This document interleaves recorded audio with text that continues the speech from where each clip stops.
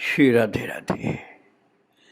भक्तों, प्रभु अपना कार्य करने के लिए स्वयं अपने सेवक को नियुक्त करते हैं, और वो सेवक कौन होता है ये वही जानते हैं और दूसरा कोई नहीं जानता। कहाँ से वो सेवक आएगा, क्या कार्य उससे प्रभु कराएंगे, ये सब उन्हीं को विदित होता है। सर्वज्ञ होने के कारण दूसरा तो कैसे कोई जानेगा, भगवान ही जानते हैं। भगवान सर्वज्ञ हैं, जीव तो सर्वज्ञ हो ही नहीं सकता है, अल्पज्ञ होता है। किंतु प्रभु अपनी शक्ति प्रदान करके अपनी कृपा उसके अंदर ऐसे उड़ेल देते हैं कि वो भगवान की महिमा को गान करता है, प्रभु की सेवा में लग जाता है। ऐसे ही एक प्रभु के विशेष प्रिय सेवक बंगाल में हुए शिशिर कुमार घोष, जिनके लिए उनके भाई ने कहा था, हेमंत उनका नाम था, उन्होंने कहा था, शिशिर, कौन से देवता मेरे अंदर प्रकट हुए थे तो मैं नहीं जान पाया, पर उन्होंने मेरे हृदय में प्रवेश करके कहा कि तुम्हारा छोटा भाई शिशिर गौरांग का चिन्हित दास है। उस देह से, अर्थात तुम्हारे भाई शिशिर के देह से महाप्रभु अनेक कार्य कराएंगे। और ये पत्र पढ़ करके, अपने बड़े भाई हेमंत के लिखे हुए इस पत्र को पढ़ करके शिशिर बाबू फर्श पर मूर्छित हो गए। थोड़ी देर बाद उठकर रोने लगे और सोचने लगे कि अब भगवान की ये कौन सी लीला है। उन्हें प्रेम भक्ति के प्रचार के लिए और कोई देह नहीं मिली। मैं तो ठहरा कठोर, कर्कश, भक्ति शून्य, राजनीति को लेकर व्यस्त, अंग्रेजी पढ़कर एक प्रकार से नास्तिक हो गया, और मुझसे प्रभु अपना कार्य कराएंगे।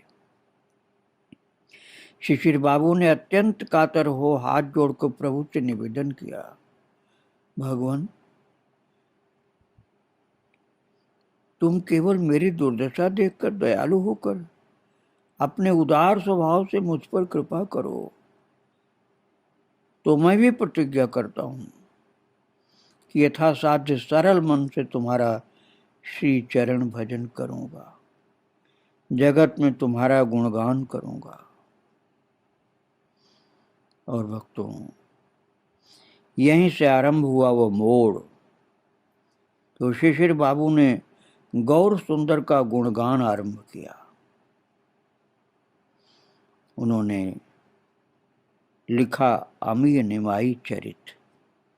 अमीय निमाय चरित, हिंदी में निमाय को निमाई बोलते हैं, अमीय निमाई चरित, बंगला में निमाय बोलते हैं, अमीय निमाय चरित। एक ग्रंथ तो ये लिखा, भगवान ने स्वयं इनसे लिखवाया है, और इनके बड़े भाई के अंदर प्रकट होकर उन्होंने कहा था कि तुम्हारा छोटा भाई जो है शिशिर बाबू, शिशिर कुमार घोष, वो बड़े भाई के हृदय में प्रकट होकर बोले थे प्रभु कि तुम्हारा छोटा भाई शिशिर गौरांग का चिन्हित दास है, उस देह से महाप्रभु अनेक कार्य कराएंगे। तो शिशिर बाबू ने, अर्थात शिशिर कुमार घोष ने जो ग्रंथ लिखा अमीय निमाय चरित, फिर लिखा काला चांद गीता। अमीय निमाय चरित तो बंगला में लिखा, बंगला भाषा में, काला चांद गीता ही लिखी, और फिर इसके बाद अंग्रेजी में लॉर्ड गौरांग लिखा।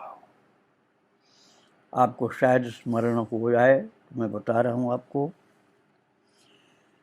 कि जब हरि बाबा का चरित्र मैंने 34 भाग में सुनाया था, तो मैंने बताया था हरि बाबा जब बंगाल में गए, नहीं महाराष्ट्र में गए थे, वर्धा में, वहाँ हनुमानगढ़ मंदिर में निरंतर श्री राम जय जय राम कीर्तन जो होता था, उसमें वो बैठे हुए थे। अचानक महाप्रभु चैतन्य का आवेश हुआ और बाद में जब वो सामान्य हो पाए तब उनके विदाई से पहले ही वहाँ के जो आश्रम के अध्यक्ष थे उन्होंने एक पुस्तक दी थी हरि बाबा को, उसका नाम था लॉर्ड गौरांग। वो भी पुस्तक शिशिर कुमार घोष की लिखी हुई थी। काला चांद गीता भी उन्हीं की लिखी और अमी निमाय चरित भी भगवान की दी गई शक्ति के द्वारा लिखी गई, शिशिर कुमार घोष के द्वारा। और लगता है महाप्रभु शिशिर बाबू से अपना चरित्र लिखवाने के लिए ही उन्हें ज्ञान मार्ग से भक्ति पथ पर ले आए, अन्यथा इस बात की और क्या विशेषता हो सकती है, क्या कारण हो सकता है। जो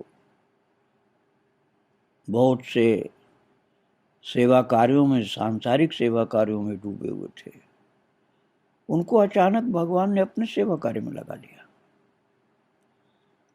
और जो शिशिर बाबू ने ग्रंथ लिखा अमी निमाय चरित, वो प्राय 15-16 वर्षों में लिखा गया था।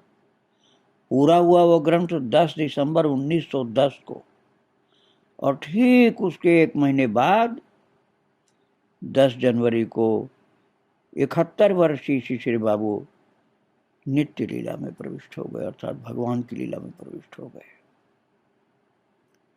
और उनका कहना है कि जगत में जितने भी अवतार हुए हैं उसमें सर्वाधिक प्रमाण वाला अवतार गौर लीला का है। और प्रमाण इसलिए ज़्यादा कहते हैं क्योंकि वो सबसे बाद में अवतार हुआ और उसको देखे हुए बहुत से महान पुरुषों का दर्शन भी लोगों ने किया। और ये शिशिर कुमार घोष जी की इतनी ऊंची स्थिति थी भक्तों, ये महामना बाल गंगाधर तिलक शिशिर बाबू को अपना राजनीतिक गुरु मानते थे, क्योंकि पहले राजनीति में शिशिर कुमार घोष जी थे। और बाल गंगाधर तिलक जी पिता की तरह से उनका सम्मान करते थे।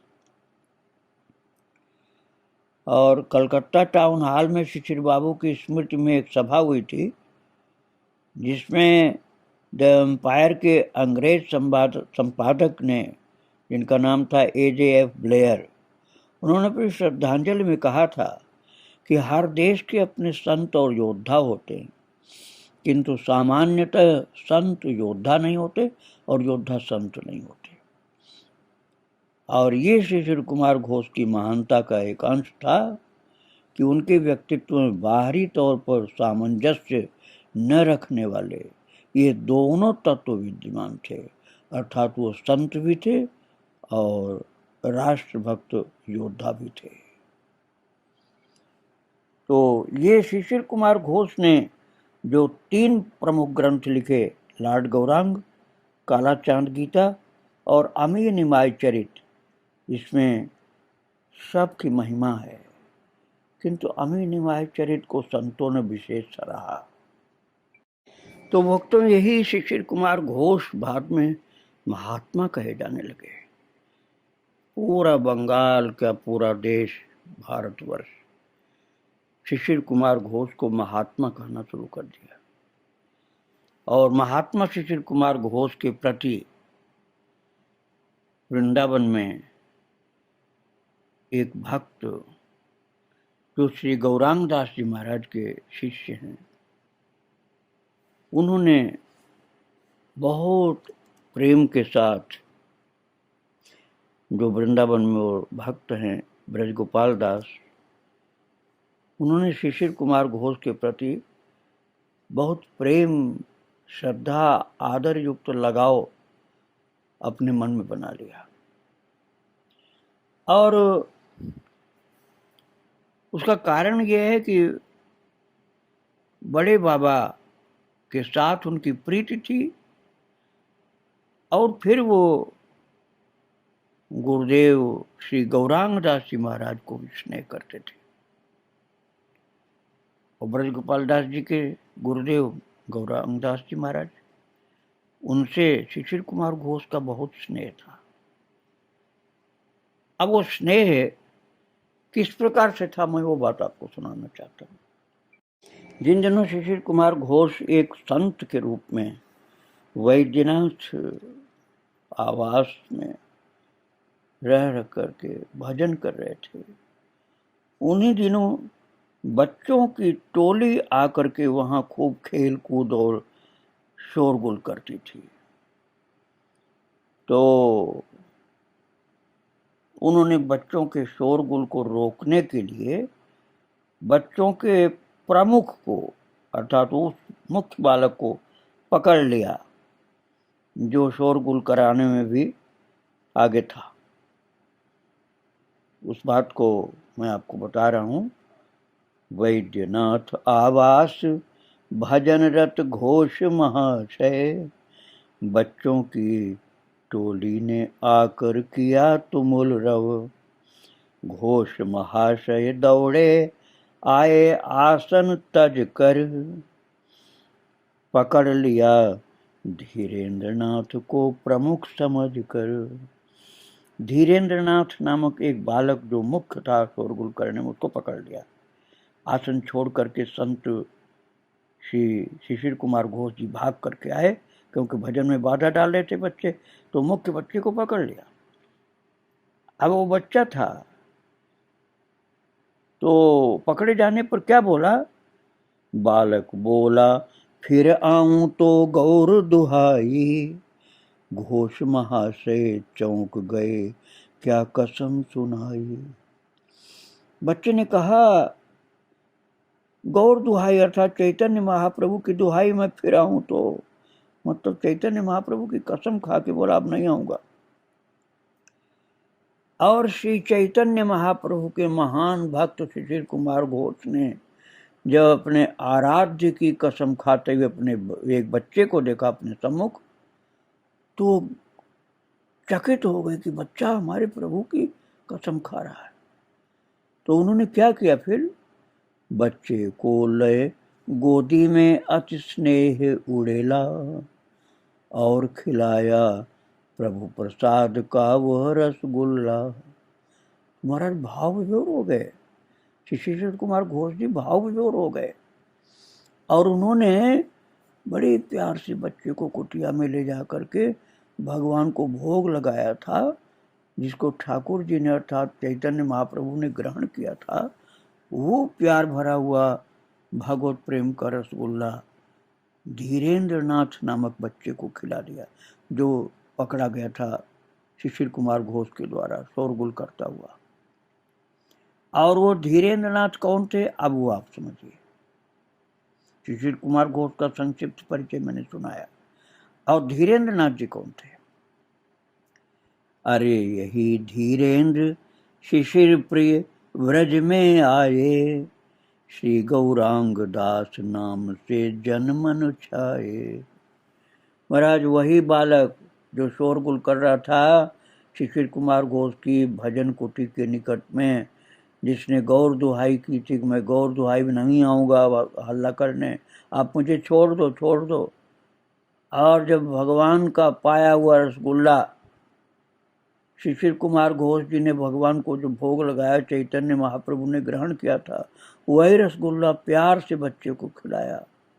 वही धीरेन्द्र आगे चल करके बड़ा होने पर गौरांग दास नामक एक महान संत बने, जिनका चरित्र मैं आपको 21 भागों में सुना चुका हूँ। वही धीरेन्द्रनाथ गौरांग दास बन करके बंगाल के नवद्वीप के प्रसिद्ध संत जो थे श्री वृंदावन धाम में आए और वृंदावन धाम में वास किया, जिनकी कथा में देवताओं ने भी पुष्प वर्षा की थी। महाराज उन्हें गौरांग दास जी के शिष्य एक बहुत ही प्रेमी भक्त श्री ब्रज गोपाल दास ने भागवत कृपा से उनके मन में प्रभु ने जो प्रकाश करके इंगित किया था उस भागवत कार्य को किया। वे बताते हैं कि गुरुवार 26 अप्रैल सन 2012 की भोर बेला, अभी प्रकाश पूरा नहीं हुआ था, अर्थात अंधेरा था, ब्रह्म मुहूर्त का समय था। आंगन में बैठे थे और भगवान की भक्ति में लगे हुए थे, भजन में लगे थे। तब तक उनके मन मानस में कोई बोल पड़ा कि श्री अमी निमाई चरित का हिंदी अनुवाद करो, मोहन और उपमा का सहयोग लो।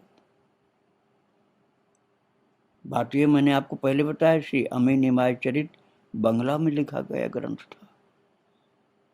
अब उनके अंदर से पता नहीं किस दिव्य वाणी का प्रकाश हुआ कि श्री अमी निमाई चरित का हिंदी अनुवाद करो, मोहन और उपमा का सहयोग लो।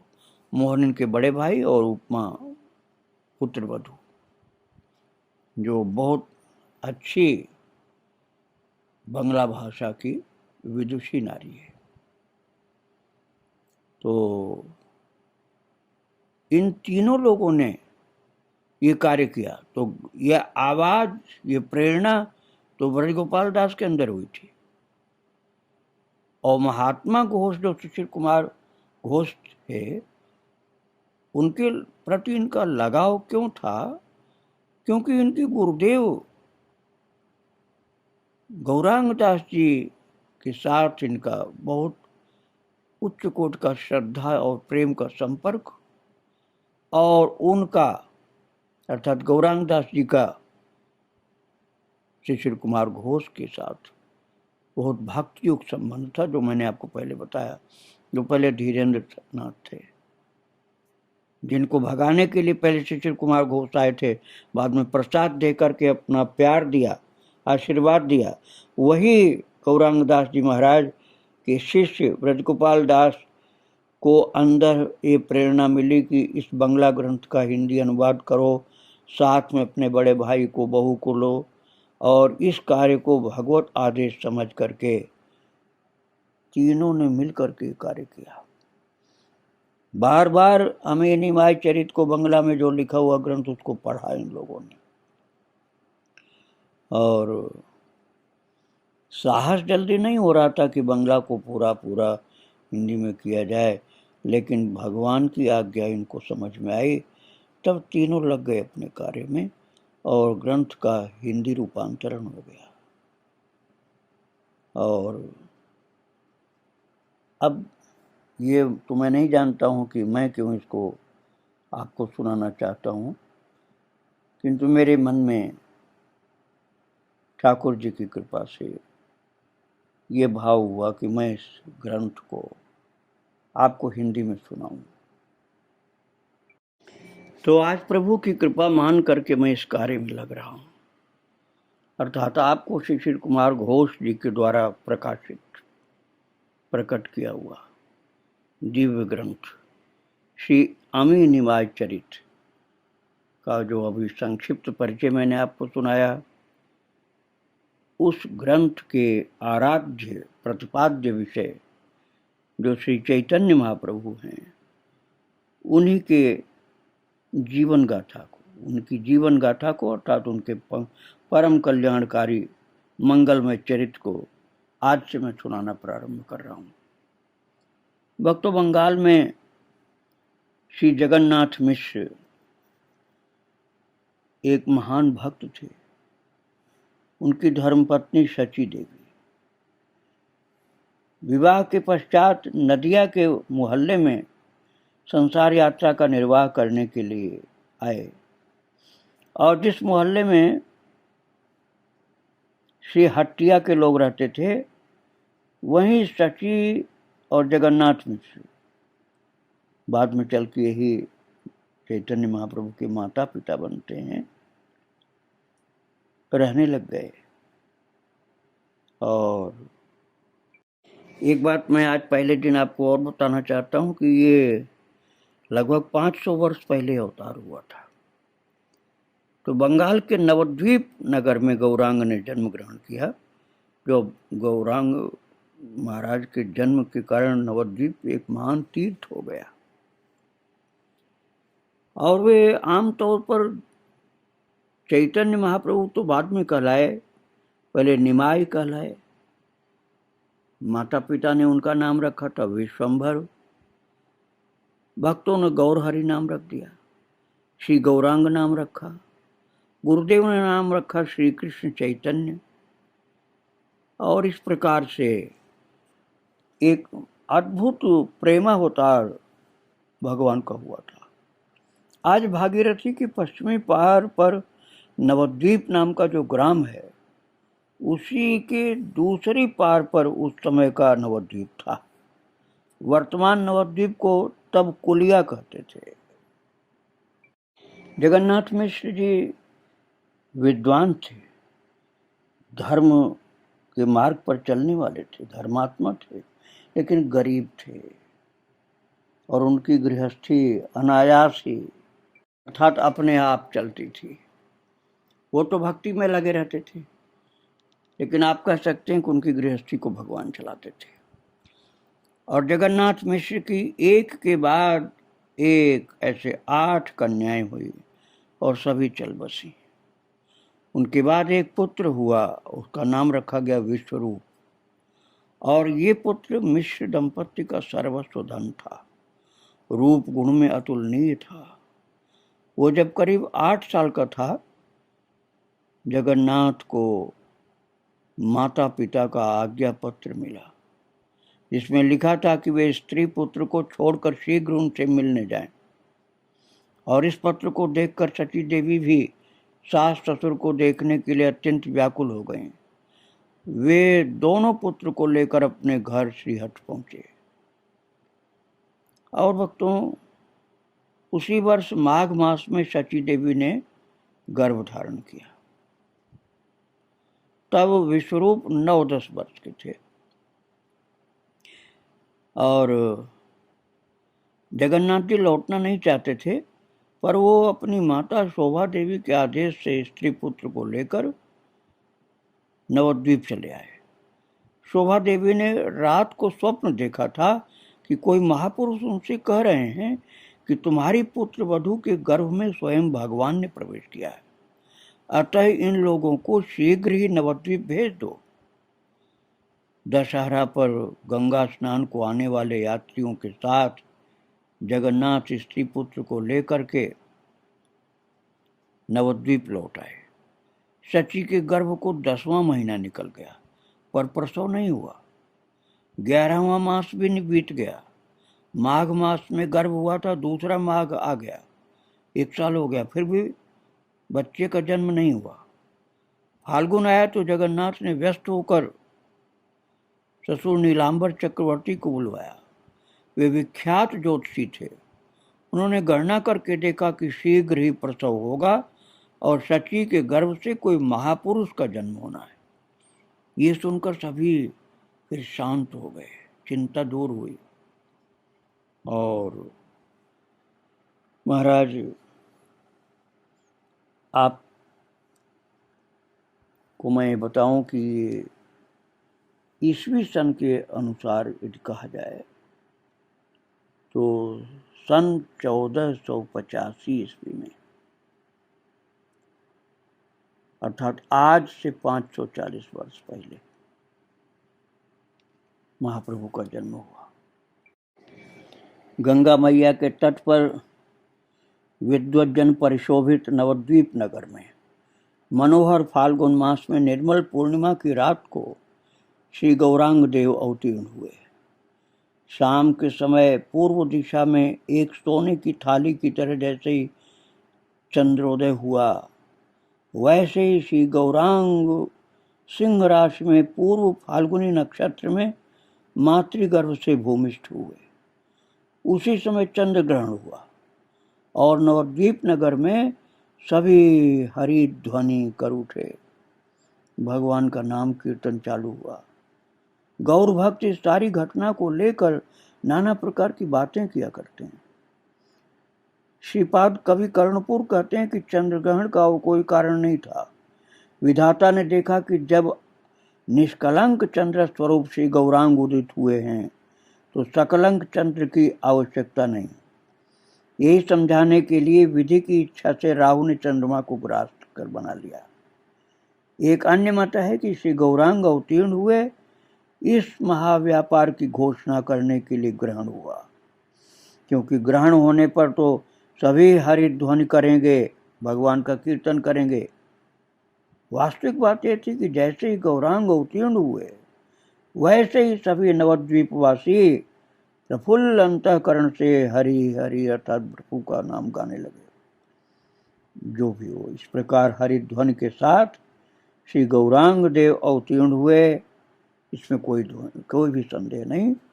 भगवान नाम संकीर्तन हो रहा था, चंद्रग्रहण लगा हुआ था, गंगा स्नान हो रहा था, खूब हरि नाम कीर्तन चल रहा था। सभी लोग गंगा स्नान के साथ कीर्तन बोल रहे थे।